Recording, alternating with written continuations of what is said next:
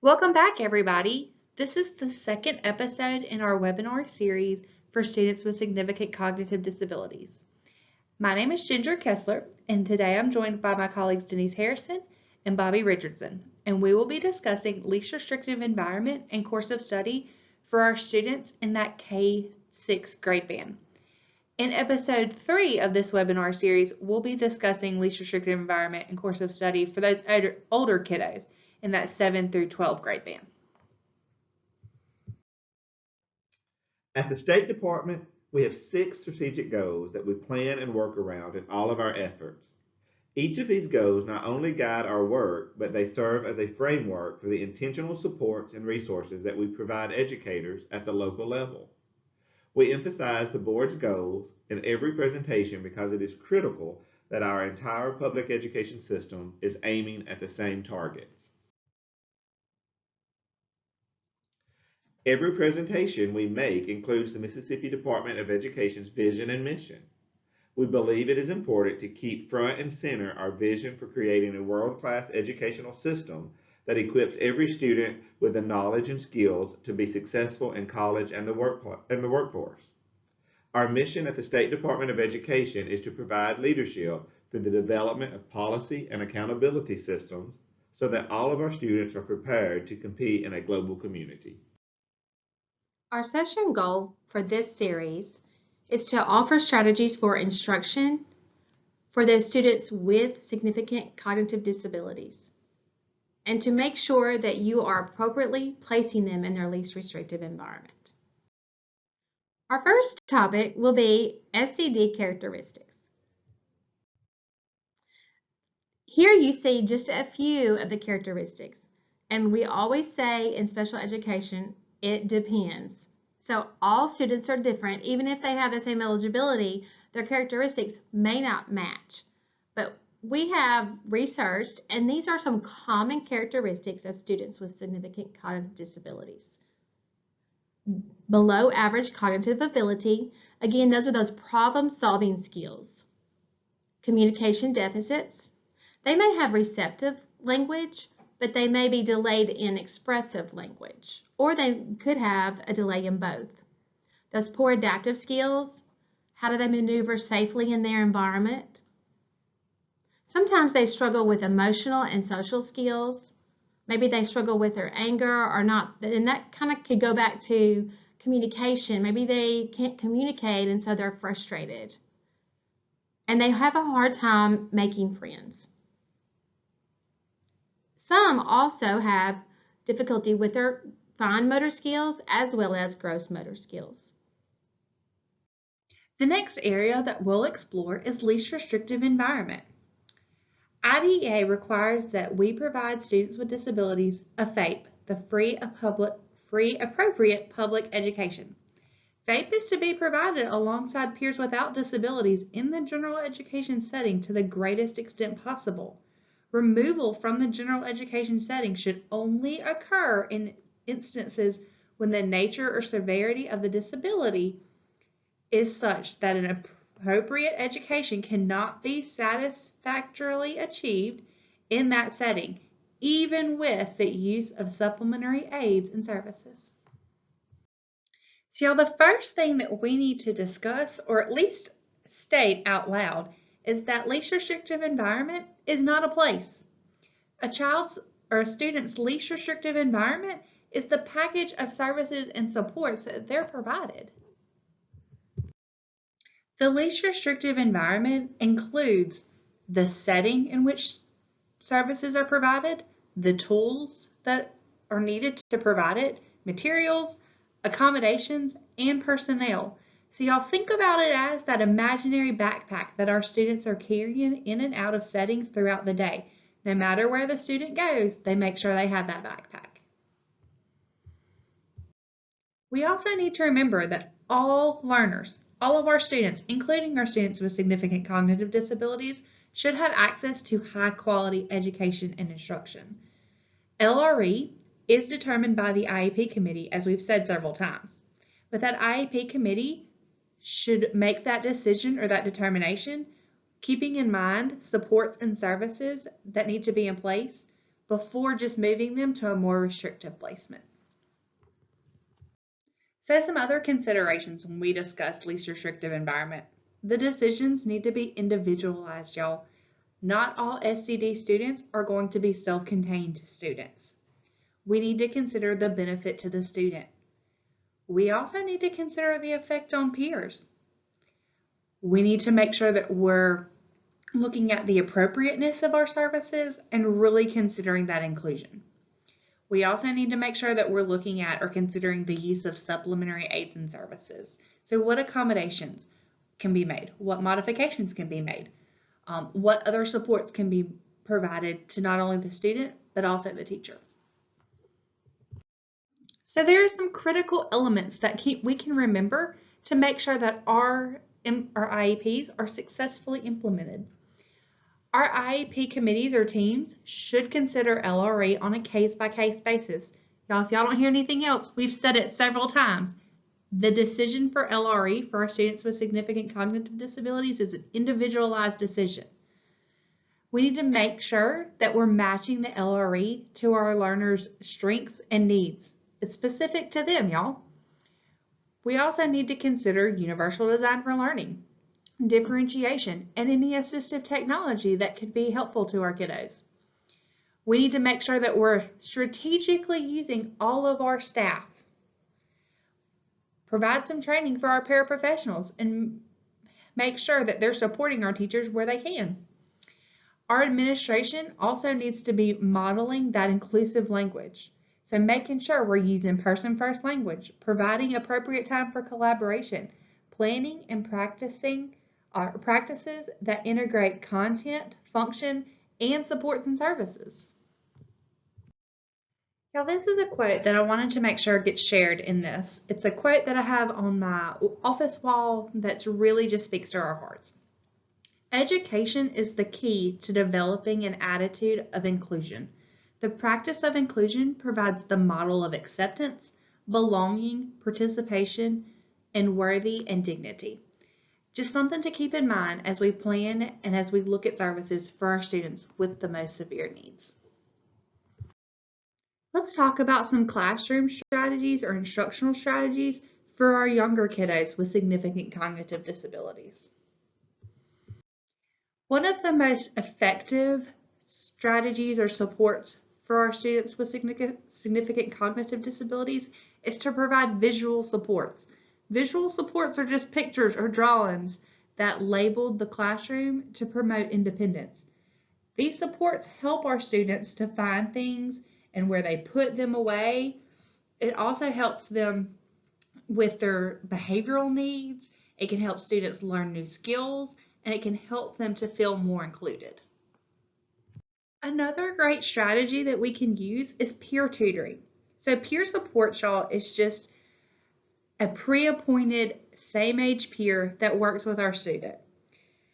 Usually, y'all, I will say you have to have a conversation or have some coaching or some time where you kind of work with that peer about some situations or some ways to respond or, just some tips for them whenever they are with their buddy. But using peer supports increases our academic and social and behavioral skills. It gives them a model for all of those. It also gives them a greater access to the general education curriculum, which absolutely is our goal for everything we do with our students with disabilities. All students can participate in meaningful academic and functional instruction with proper supports. The goal is to gradually lessen support in order to become independent and to use the generalization of those skills. And we talk about that in this series as embedded instruction. When we talk about scaffolded instruction, the teacher can do this through systematic building of students' experiences and knowledge as they're learning new skills. These can be temporary and adjustable. As students master the assigned skills, the supports are gradually removed. So let's look at it like this. The bottom of the pyramid is the big wide base, and that is, we look at that like the students are inactive. So the teacher will do everything for that student. But we want to move them off of that base and move them up to the next ring, which would be physical assistance. Sometimes we use this as hand over hand, and that's how we think of physical assistance, but it can be other things as well. The next one is gestural assistance. We can just point to something or point to an item or point to an answer. And then when they have mastered that, then we can just verbally say or give them a hint or a prompt. We're just using that verbal assistance. And then we're going to go to modeling. Like we do it, we show them how to do it, and then they do it themselves. These can be used interchangeably. They can be used more than one at a time. And again, remember that it is what the student needs in order to be successful. And these can be used in the general education as well. What we want is we want them to become independent. And when we scaffold instruction and we take some away and we give some back, that helps with that independence. So as somebody who really focuses on behavior, y'all, a calming area is a strategy or support that I highly recommend to all of my teachers. So a calming area is just a quiet, cozy area in your classroom where students can go to briefly just help them calm down or de-escalate. So y'all, it can be an area such as with a rug or soft seating, with cushions or beanbag chairs or pillows, just anywhere where a student can go and just have a few minutes of calming or to be by themselves where you can still keep an eye on them. So one of my college instructors gave us this quote many years ago now that has really stuck with me throughout my teaching career. So our students with significant cognitive disabilities learn slowly, they forget easily, and they don't generalize well. So one of the ways that we can help, or a strategy to help with that, is embedded instruction. So y'all, embedded instruction is when students are taught skills within an ongoing routine in the general education classroom. It allows for multiple trials of those skills through natural routines rather than it all at once within the context of a subject area.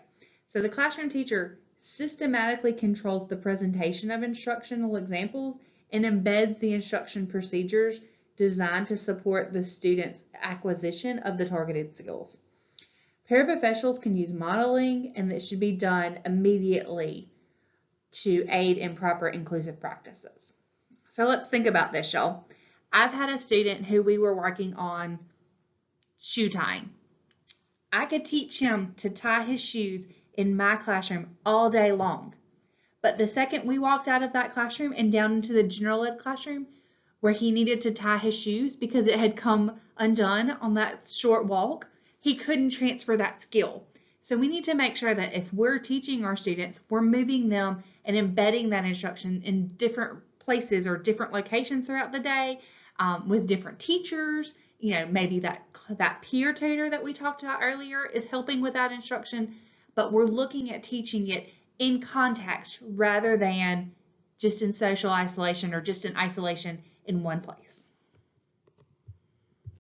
So if y'all know me, you know that one of my soapboxes that I will get on is PBIS. So of course, y'all, we're going to make sure we're using positive procedures and feedback for our students with significant cognitive disabilities. That genuine, good, meaningful, positive feedback from teachers in a timely manner is going to increase our students' motivation and effort towards a learning task. Our students with significant cognitive disabilities understand good, positive praise and will absolutely work and strive for that interaction with you. Now, let's discuss course of study and what that looks like for kindergarten through 6th graders. As we discussed in webinar 1 about SCD eligibility determination, we discussed that if a student does have an eligibility for SCD, they will be taught on the alternate standards. Mississippi only has one set of alternate standards, and they are Mississippi Alternate Academic Achievement Standards. This replaces the essential elements. You can find these on the mdek12.org, I have it right there on the screen, website. You will click the academic standards and you will see the Mississippi College and Career Readiness Standards as well as the alternate standards on that page. Or you can go to the mdek12.org/OSC page, the special education page, and click on Information and Publications. It is right there circled in red. The Mississippi Department of Education does not require, recommend, or endorse specific products for school districts to use. Each district is free to choose what is best for them. That includes curriculum. Now, sometimes our teachers that teach students with significant kind of disabilities may not have a curriculum, but they are required to teach the alternate standards. So the teacher resource guides were created with this in mind. They have resources, vocabulary words, real-world applications for each standard in each content. They've even scaffolded the standard into a difficulty level. You can find these teacher resource guides on the special education page at the same place that the standards are located. If you will pause the video and read some more information on our teacher resource guides, and when you're finished, press play. As we go through this webinar series, y'all don't forget you can send us your questions and we'll address them in episode 8. Our email for you to submit those questions is spedta@mdek12.org. We'd like to thank you guys for joining us today, and we hope you've enjoyed this episode of our SCD webinar series. If the Office of Professional Development or MDE's Office of Special Education could be of any assistance, we encourage you to reach out. We're here to help. Make sure you're on the lookout for all the rest of our episodes, and we look forward to the rest of the series with y'all.